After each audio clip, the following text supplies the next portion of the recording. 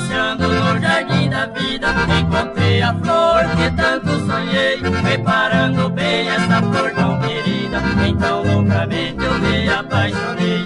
Uma bela tarde de um lindo verão, e lá na pracinha ela eu encontrei. Senti o meu peito cheio de paixão, do meu grande amor a ela eu declarei.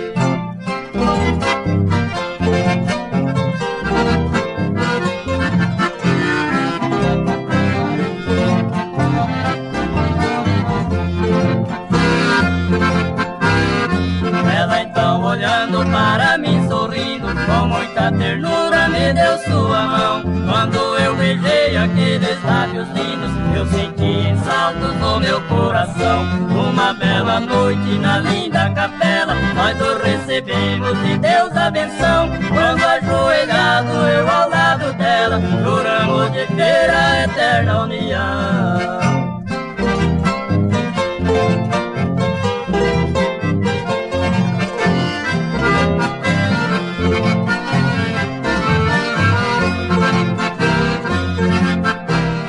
Nós fomos felizes em nosso matrimônio e hoje vivemos com felicidade. O que foi outrora para nós um sonho transformou-se agora em realidade. Sei que em nosso mundo não existe tormento pra dois ser que ama com sinceridade. Por isso fizemos nosso juramento de vivermos juntos para a eternidade.